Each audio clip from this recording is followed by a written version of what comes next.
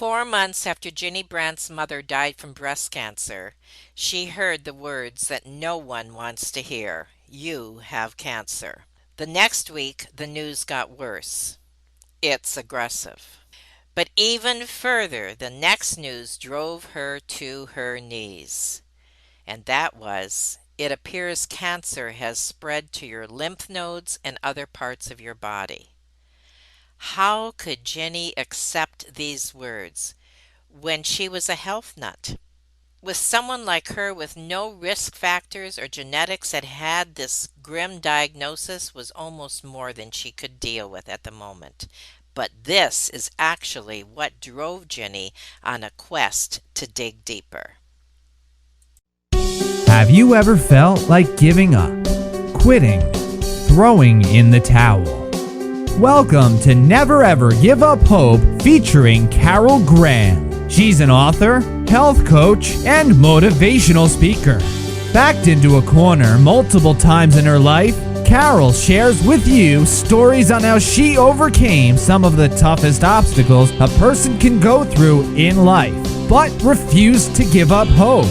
Rather than admit defeat, an opportunity was presented, and it involves each and every one of you.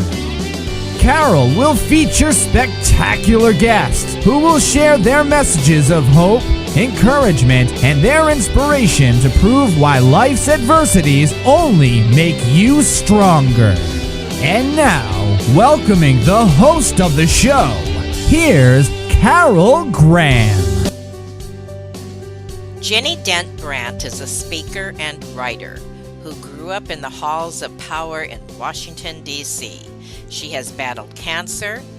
She's also served on the front lines of American culture as a counselor, educator, wellness advocate, and adjunct professor. Brant's award-winning book, which we will definitely be talking a lot about today, Finding True Freedom from the White House to the World, was endorsed by Chuck Colson and featured in many TV and media interviews. Welcome, Ginny. Thank you for having me. It's good to be here. All right. Well, where are you from? I love that accent. I am from the golden corner of South Carolina. Oh, and you put it on a little bit there, didn't you? I did. All right. As a teenager, you survived Watergate trials with your dad, and your faith had to become front and center.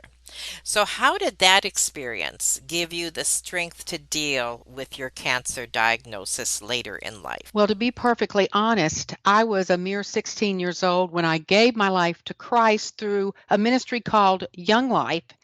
And it was 6 months after that that my life as I knew it fell apart. Not only was my father zeroed in on for the Watergate trials along with Chuck Colson, and they said on national television that the two of them had ordered it. My mother before that had already gone into a deep depression, and we were already dealing with that. So everything I knew in life was crumbling beneath my feet. But I look back and realize that God intervened 6 months before, working in my heart and bringing people into my life to teach me the power of prayer and mentoring me in His Word. And it was the power of prayer and His Word and that closeness with Him, and realizing I couldn't do anything about my mother's circumstances. I couldn't do anything about Watergate, but I could give it to Him. And what's so amazing is when you look at that time period, I look back and realize that God went so far beyond my prayers. I just wanted my dad not to go to prison because that would leave me in charge of the family with my mother hospitalized. And God did so much more. He brought both of my parents through that. My mother to complete healing from her past background. She had a horrible childhood growing up. And He brought my father not only past the prison gates where he didn't go to prison, but He took him into full-time ministry where he ministered around the world for another 25 years in ministry. So I learned that when times get tough, you turn it over to God and you depend on Him. And I learned that so many times in life that when cancer came, the first thing we did was my husband laid his hands on me and prayed for guidance and for healing. And we realized it was going to be a journey that would take us to the deepest roots of our faith. And it did. But had I not been through other previous circumstances in life in difficult times, I probably wouldn't have known how to handle this. Well, that's a testimony in itself. We could probably stop right there, and it would be an incredible encouragement from just what you said. And you just opened up all so many doors, and I appreciate that. So let's go a little deeper. When you first heard those doctors' words, then you have cancer. Walk us through the initial reaction and what your plan was and how to deal with it. Okay. It was just 4 months after my mother had died from breast cancer. I was still grieving her loss when I got the words. But right before I got the words, I found the tumor myself because I woke up in the middle of the night after doing a Charleston Cooper River Bridge run. My ring got tangled in my nightie. And as my sister would tell you, that was the providence of God that I found the lump myself. And so I didn't think it was anything. And when the doctor told me it was cancer, I was in shock because I was known as a health nut. I was eating healthier than the average American. I exercised and walked 3 and 4 times a week. I just wasn't the type to get cancer. And of course, I was a Christian who didn't drink and smoke and had a good faith life, you know? And so nothing about it made sense. But then the next week, that news got worse when he told me the cancer was aggressive. But the worst news came when I met with the surgeon and he shared the results of the MRI with me, which told even more. And he said, your tumor has planted other tumors and it appears to be in your lymph nodes and all over your body. And I was like, what? I don't even feel bad. And so I asked him to show me that MRI because I just didn't believe it was my MRI. I wanted to check all these things out. And he flashed it up on a life-size screen. And the shock and horror of it was part of the analogy in my book to the Wizard of Oz. It looked like a tornado had invaded my body. I just struggled. I couldn't deal with it, but it forced me to get a second opinion. And that was the best thing anyone can do in a serious medical condition. Your insurance pays for it, so go do it. And so I flew to Chicago to Cancer Treatment Centers of America to see what their doctors, radiologists, and surgeons said about my MRI and all my results. And I would get a different view up there because they would verify that we don't know yet that it's spread all over your body. And what we're seeing on that MRI, we believe to be inflammation caused from a biopsy that literally could have killed you. Oh, my word. So the biopsy went bad, and it was not necessarily cancer spread all over my body. We would find that out from the surgery. So that gave me some hope that it wasn't. But all of this happening to me, that sent me on that quest to figure out, number one, what caused cancer, an aggressive cancer, in someone who I considered myself to be a health nut. And number two, if I've got to go through all these treatments, what can I do to get through the treatments with less side effects and help my doctors to beat this cancer? So what did you do? I read about 50 books by doctors, nutritionists, health nuts, research scientists.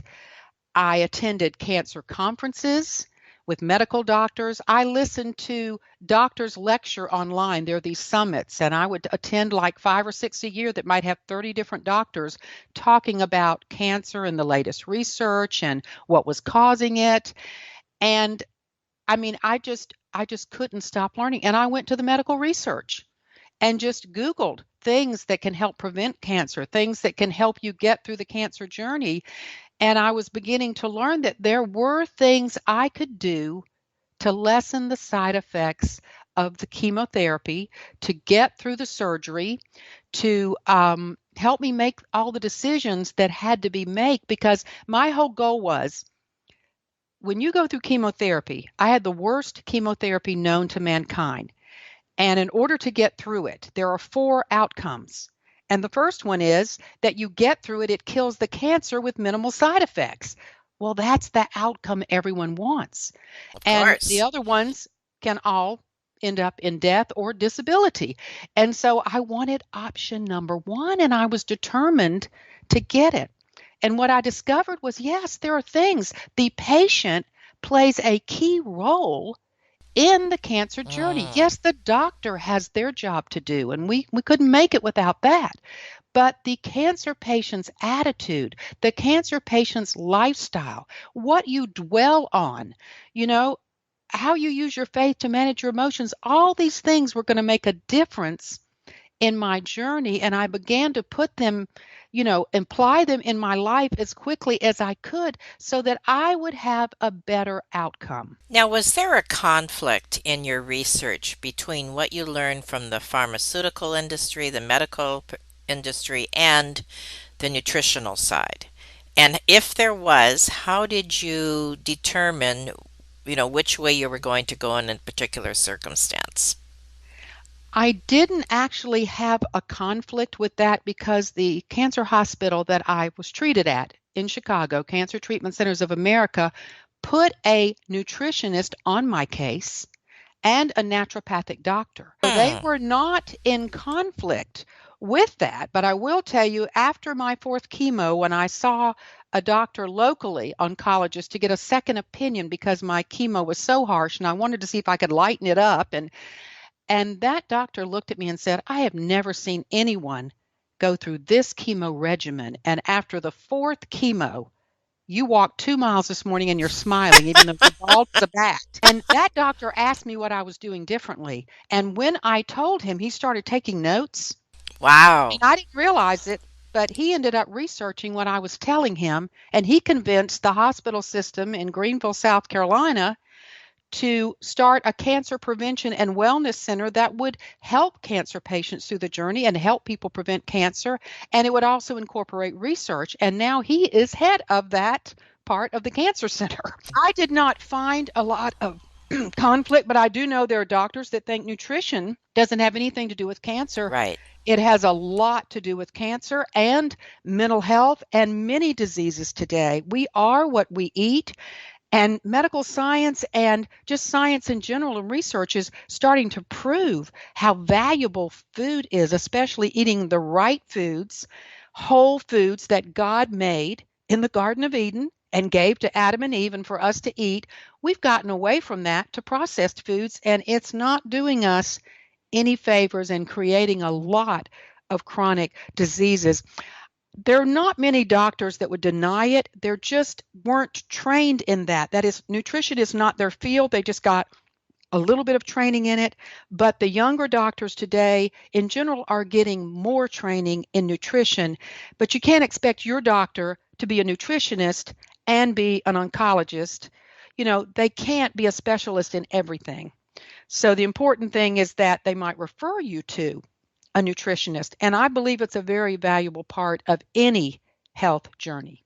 And I think what you touched on right there is that you need to take the reins yourself, which has been evident through what you've already shared. You have to do your own research and give your own input. I mean, look at what happened as a result of you sharing with that doctor. That's amazing. And it's amazing that he was open minded enough to accept what you were telling him and to see the results. So, yes, I thank you for sharing that. Now, Well, I'm go seeing more ahead. hospitals starting to do this. And, there are other hospitals in the country that are starting to have these integrative services provided for their patients. And I think it's a good way to go because you always need to look at the root cause and what started it to begin with. And my whole deal was if I got this cancer, I need to find out why I got it because even if my doctors can kill it, what am I going to do to prevent it from coming back? So the Excellent point. why was That's right. important to me. So, what did you learn? Oh, I learned a lot through the School of Hard Knocks. I did not realize that your emotions can have such an impact on your health. I was caretaking 15 years before I got cancer for all four parents, my father with Alzheimer's disease, my mother with cancer, and both of my in-laws. And it's not that I was the only caretaker. The point is I was heavily involved, and as was my Mm-hmm. sister with my parents. And so I was living that rat raced life. and barely having a break from grieving, grieving, grieving, grieving. Alzheimer's being the worst thing that I went through with Right, right. with my dad, and he graduated to heaven, and we were grateful for that and for all God did in his life. But boy, was it a grief tunnel I couldn't get out of. So, long-term grief, short-term grief is normal. When someone passes, you're going to grieve for a year or two. I was grieving for 15 years between all four parents Oh and the my diseases Lord. and things that they went through. Mm. And I realize now that that can suppress your immune system and open the door to things such as cancer. And even though I was walking and exercising and doing some good things to get through the stress, it was interrupting my sleep cycle. And unbeknownst to me, it was having an impact on my immune system. So I learned that emotions, these negative emotions, that if you get caught up in them, it can damage your health. But I also learned that many of the positive emotions actually promote healing in our body. So the more you can dwell on, the word of God and the promises in the Bible and meditate through prayer and gratitude in the middle of a cancer journey, yes, ma'am, amen. The more you're going to promote healing in your body when all those chemicals are tearing your immune system down in order to kill the cancer. So, as the doctor is having to tear down my immune system to kill the cancer, I am building it up with every resource I can find. And that was a large part of the secret to my success of getting through all these treatments. When I finished, Carol, the chemotherapy, my doctors were hooting and hollering and calling me their rock star cancer patient because all my blood work levels were back within Hmm. 6 weeks in the normal ranges. And they said for the chemotherapy I was given, it can take 2 years, up to 5 years. Some people don't ever come back to normal ranges. And so I realized that what I did actually did work and it made a difference. So tell us a little bit about what you actually did that someone else could do as well. Well, some of the things I did were very simple. For example, hydration is key. Proper hydration with water is key to every cell, every organ, and every system in our body. And it's good to prevent cancer and diseases to begin with. But when you're in the cancer journey and you're being given chemotherapy, you want to increase hydration. That's simple. It's inexpensive. Anyone can do it. It lessens the side effects and helps guarantee that that chemo gets to every cancer cell.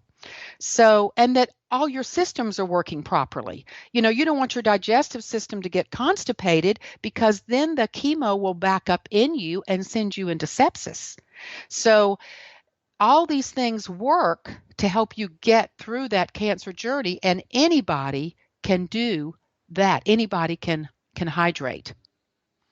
Another thing I learned that really surprised me is that deep sleep is when our body detoxes. It's also when our body repairs and heals itself, and it boosts our immune system. So you've got to get into deep sleep for that melatonin that God made in your body to go off and fight cancer and build your immune system. So deep sleep is critical to getting through the cancer journey and again, preventing cancer to begin with. There's just so many simple things. I've just given you two things that don't cost a dime, That's right. you know? That's right. And these are important things. And another thing I learned, I was always an exerciser, who walked 3, 4, maybe 5 times a week, several miles a day. But I took it to a whole new level in that after I had my first surgery with 100 stitches, I wanted to get all those tubes out of my body, especially that catheter. And the nurse said if I could walk 4 rounds of the hospital floor the next morning, he would remove the catheter. Well, I walked 2 miles that next morning, and not only did they remove the catheter, and I felt great, but they removed all those breast drainage tubes that my husband was supposed to babysit for 2 to 3 weeks. So that was a victory in Jesus. And the exercise of walking, now I don't advocate people doing it if you don't have the energy and the balance. I had the energy, I had the balance. But my doctors were just, they were like, you don't believe what you've done for your body because you were able to walk and lessen your blood clots and pump the anesthesia out of your body and jumpstart all your organs. And I mean, they said, you just not believe what you have done to help with your own healing by doing this. And then I get to chemotherapy, and I don't want chemotherapy. Who wants chemotherapy, right? So I was concerned about it. So for anxiety and for, the stress of dealing with it, I walked 2 miles before chemo and 2 miles after chemo, and then 2 to 3 miles every day in between. I get to the end of chemotherapy, and this research comes out in Australia, and my doctor showed it to me because they said, we've just never seen someone go through chemotherapy like you did. No one told me to walk. No one told me to move. I Interesting. did it because of stress. And then this Australian research, 30 entities came together in Australia to say that exercise is the best thing a cancer patient can do. And then an MD Anderson study with mice showed that the mice who had moderate exercise routines during chemotherapy did better with the side effects and targeted their cancer cells better with the chemotherapy. So now doctors are starting to tell patients, move. Don't go home and be sedentary. It's the worst thing you can do after you get chemotherapy. Now, if you're sick to your stomach and you can't move, then maybe you would sit up and move your legs, but you might not be able to walk yet. But you do what you can when you can, because movement is key to your own body recovering and healing from that, and then pumping your lymphatic system, which is the part of your immune system and the only system in your body that works only when you move. So this sedentary lifestyle helps to cause cancer to begin with, and it doesn't help you in the cancer journey when you need to pump those chemicals out of your body and sweat them out as well. So that lymphatic system must be moved, and the more you can move, the better you're going to do. Excellent advice. Absolutely excellent advice. Now let's back it up previous to having a cancer diagnosis. What about prevention? My guess is a lot of what you already shared also helps in prevention. Is that correct? The same 8 steps in my book that got me through the cancer journey and prevent recurrence also prevent cancer to begin with. And Carol, my big goal in writing this book, yes, it's to help cancer patients through the journey and to prevent recurrence, but it's to prevent it in the first place. We've got 1 in 2 people of the generation born today will have cancer in their lifetime, and that's if the rates don't go up anymore. In 1930, it used to be 1 in 30 people got cancer. Now 1 in 2 for today's generation. Oh, That my is word. far too much. And so I've come to the conclusion that if 1 in 3,000 people have a house fire, and we have a plan for that, we certainly need to have a plan to prevent disease and cancer for our own home and our own family. And that starts with regular checkups with your doctor. But it starts with implementing these lifestyle changes and not waiting for that doctor to say, oh, you have cancer, or you have dementia, or you have a chronic or an autoimmune condition. It's important that we look at these things first and look at what God says in the Bible about how we're to live. We're to eat plants. I'm not saying we have to eat all plants, but God provided them for our healing, so we need to eat more plants. We need to use food as medicine. We need to get exercise. God told us to take care of our temple. And we're not doing such a hot job, because I certainly learned there was a lot of things I could improve. That's right. Now, is this what you address in your first book, Finding True Freedom from the White House to the World? Was that your cancer story as well? No, it was not, because that was way earlier. In that book, I address how a teenage girl's prayers at 16 years old in a desperate situation, the book shows how God answered my prayers and went far beyond them, taking my dad and I from worldliness and politics and the modeling field to missions and serving God. And so that book has really nothing to do with cancer, but it has to it shows my faith at a young age and how it grew exponentially through hardship and trials. Okay, that I appreciate you differentiating there. We're going to talk about your second book as well, but we first of all are going to take a 30-second break. Carol Graham would like to show you the path from misery to miraculous triumph in her fast-paced memoir, Battered Hope. She relates her determination to succeed as someone who experienced one horrendous nightmare after another. Gang raped and left for dead, loss of a child, husband falsely imprisoned, and cancer. Nothing could break her tenacity or faith. No matter what you face, heartache, loss, suffering, or injustice, Carol will illustrate how she became a victor the same way you can. The secret is to never, ever give up hope. Order your copy at Amazon or batteredhope.blogspot.com. It's about your second book, because this is the one where I'm assuming is this your cancer story. Yes, Okay, and definitely. that is entitled Unleash Your God-Given Healing: 8 Steps to Prevent and Survive Cancer. And also it won a Golden Scroll Award. And what else do I have here?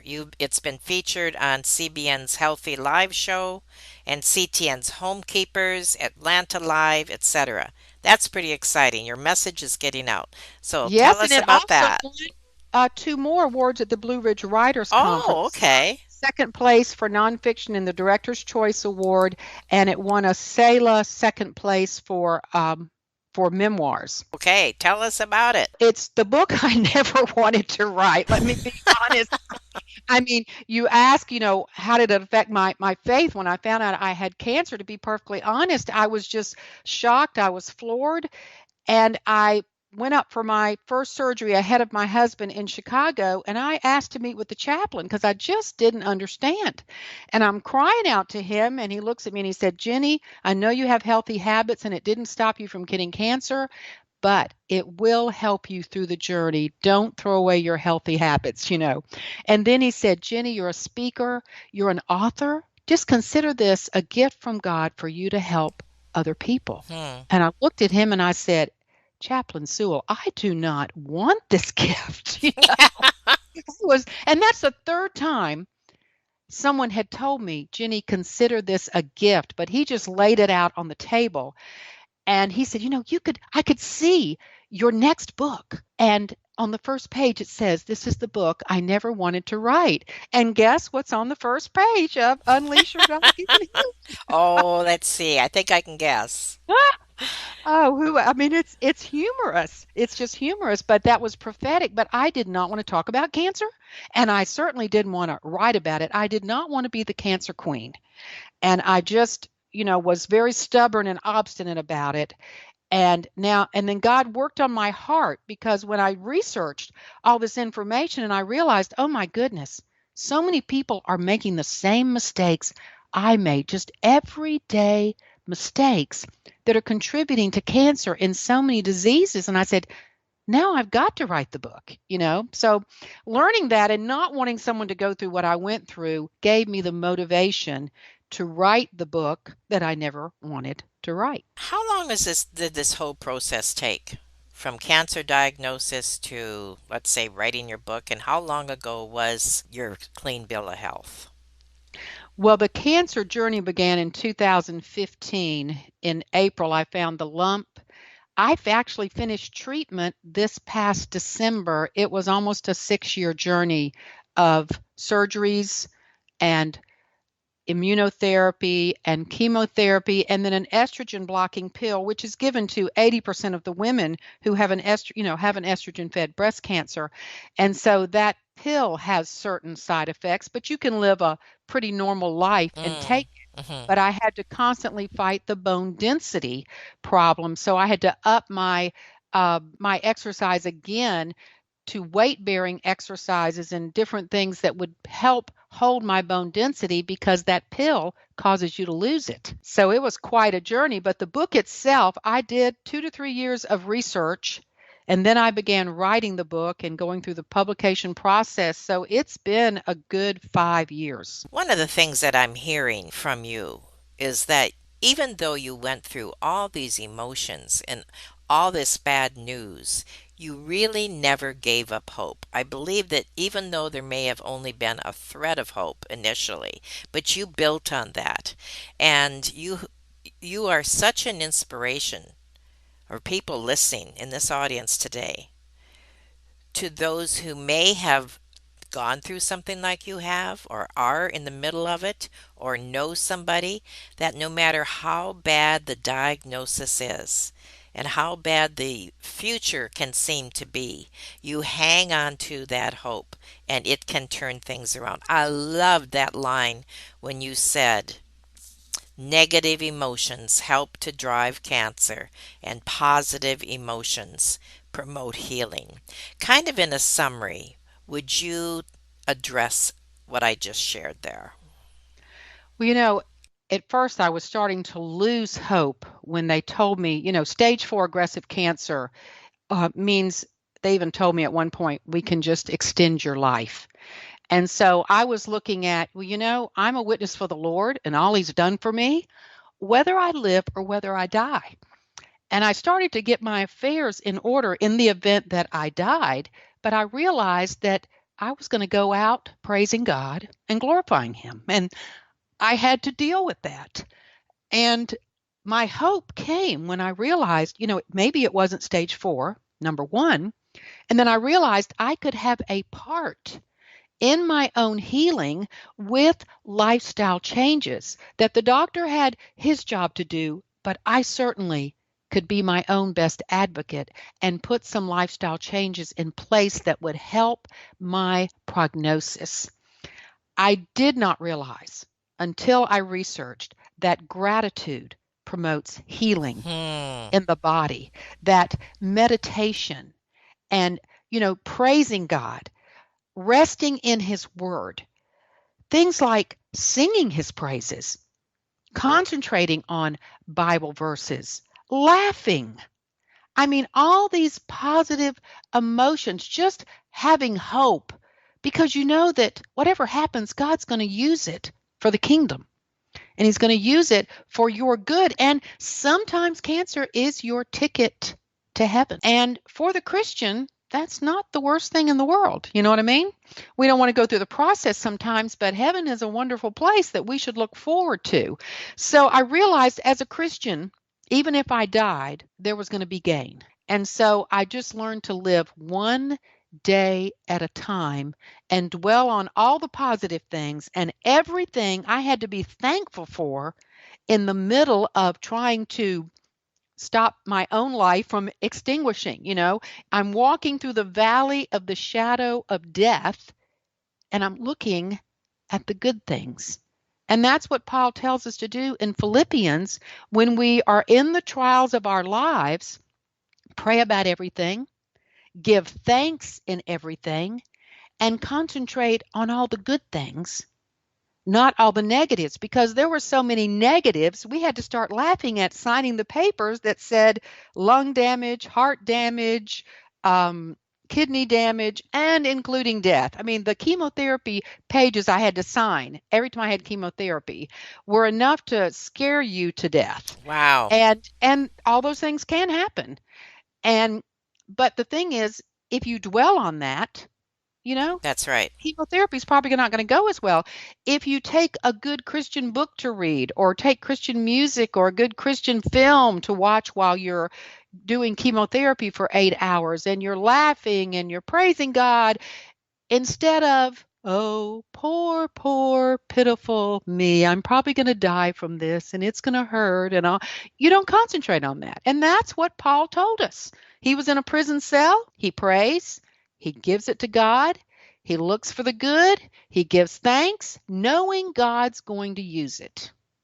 And that puts your body in a healing mode rather than a not so healing mode. Well, I really appreciate you coming on to never, ever, ever, ever give up hope, because you are the poster girl for the show. That is definitely the story that we needed to hear, and that I know many in the audience needed to hear today. Thank you so much.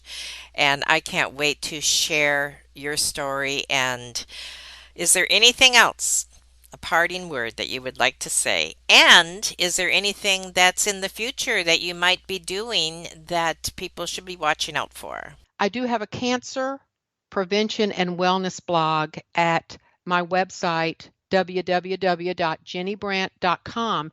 You can sign up for the blog post, and I keep doing research and keep learning new things. And just, a few weeks ago, posted a blog post about how dense breast tissue has been added as a risk factor for breast cancer patients. This is new information, and the doctors are just starting, it's like a wave rippling out, and they're just starting to realize that if women have dense breast tissue, number one, like me, 3 mammograms can miss it, and number two, it does make you more likely to get breast cancer. It doesn't mean you will get it, but it makes you, it gives you a risk factor.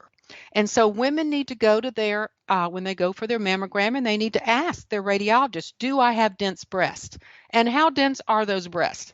Because they might need to demand another test that's going to catch breast cancer early, rather than me, where 3 missed it. So this is a new thing, and new things keep coming out every day with all kinds of cancers. And people need to be aware of that. And they need to realize, as I learned in the book, that our body's accumulating toxins. And my body was highly accumulating toxins, and that was helping to drive that cancer that I had no risk factors for. So I did get to the bottom of several things that were causing my cancer, so I could change it so that this risk of my cancer coming back is not as high as it normally would be. It's not that I can be guaranteed. I'm not promised tomorrow. No cancer patient that's been through what I've been through is promised tomorrow, but I can certainly make my chances better. Thank you. You've given us so much to think about and many resources. They're all going to be in the post-show notes, and people can tap in. I hope that they contact you, that they pick up your books, and we're looking forward to hearing more as we sign up for your blog posts as well. Thank you again, Ginny, for being on Never Ever Give Up Hope. Thanks for having me. Thank you for listening to Never Ever Give Up Hope, featuring Carol Graham. Did you know that most people succeed because they are determined to? Quitting was never an option. Carol loves your comments and will respond to each one. So please subscribe and review this podcast. A rating of 5 stars would be outstanding and appreciated. Remember, if you are still here, there is always hope.